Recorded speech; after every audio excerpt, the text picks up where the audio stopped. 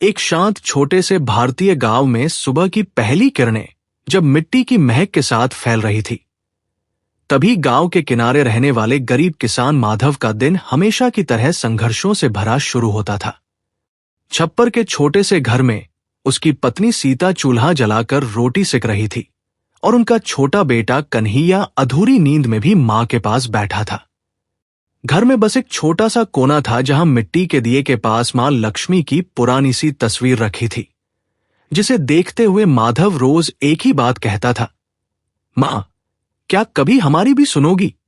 खेतों में कई महीनों से बारिश नहीं हुई थी, फसल सूख चुकी थी और बाजार में उधार देने वाले भी अब मुंह फेरने लगे थे। इस सबके बीच उसी गांव में रहने वाला धनी और घमंडी बनिया कैलाश अपने पक्के मकान में नौकरों पर चिल्लाता, सोने के सिक्के गिनता और अपनी अमीरी का ढिंडोरा पीटता रहता। उसे लगता था कि धन ही सुख और सम्मान दिलाता है और बाकी सब लोग उसके सामने कुछ नहीं। इधर माधव हर सुबह टूटे फूटे औजार लेकर अपने बंजर खेत में चला जाता, सूखी मिट्टी को अपनी हथेलियों में रगड़ते हुए आसमान की ओर देखता और एक लंबी सांस भरता। शाम को खाली हाथ घर लौटकर जब वह अपने बच्चे की मासूम आंखों में उम्मीद ढूंढता तो उसका दिल और भी भारी हो जाता। दीपावली की रात जब पूरा गांव रोशनी से जगमगा रहा था, हर घर में रंगोली और दियों की कतारें सजी थी, उसी समय माधव के घर में बस एक छोटा सा दिया था और धुएं से काले पड़े घर की दीवारें मंद रोशनी में कांप रही थी। दुखी होकर माधव उस दिए को देखते हुए बोला, मां लक्ष्मी, क्या आप सच में हमसे नाराज हैं? क्या हम आपकी योग्यता नहीं रखते? तभी जैसे किसी अद्भुत शक्ति ने पूरे वातावरण को छू लिया, हल्की हवा चली, दिया टिमटिमाया और अचानक पूरे कमरे में सुनहरी रोशनी फैल गई। माधव और सीता दंग रह गए जब उस रोशनी से उभरकर मां लक्ष्मी का तेजोमय स्वरूप उनके सामने प्रकट हुआ। लाल रेशमी साड़ी, सोने के अलंकार, हाथ में कमल और आंखों में मातृत्व की कोमल चमक। माधव डर और श्रद्धा से कांपते हुए नीचे झुक गया।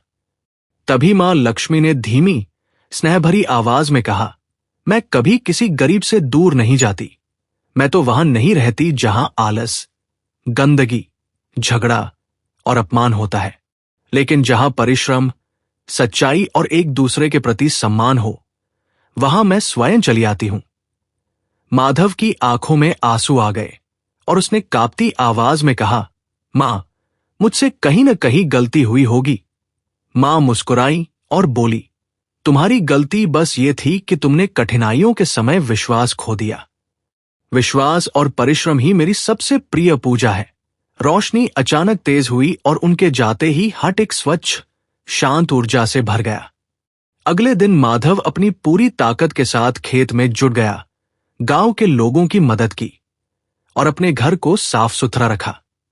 धीरे धीरे मौसम बदला, बादल घिराए, बारिश हुई और सूखा खेत हरे सोने से लहलहा उठा। माधव की मेहनत और सच्चाई देखकर पूरा गांव उसके साथ खड़ा हो गया। दूसरी ओर कैलाश की अमीरी तो थी, लेकिन उसके घर में कलह, असंतोष और अहंकार के कारण धीरे धीरे सुख शांति खत्म हो गई। जब उसने देखा कि जिसे वो तुच्छ समझता था वही गरीब किसान आज खुशहाल और संतोषी है, तो उसे अपनी गलतियों का एहसास हुआ। अंततः गांव के मंदिर में सभी इकट्ठा हुए और वहां के पुजारी ने वही वाक्य दोहराया, जहां मेहनत, सच्चाई, सफाई और सम्मान हो, वहां मां लक्ष्मी स्वयं निवास करती है। पूरा गांव सुनहरी सुबह की रोशनी में चमक रहा है और दूर आकाश में हल्की सी दिव्य चमक दिखाई देती है, जैसे मां लक्ष्मी स्वयं कह रही हूं, सच्चाई का दीपक जलाए रखो, मैं हमेशा साथ हूं।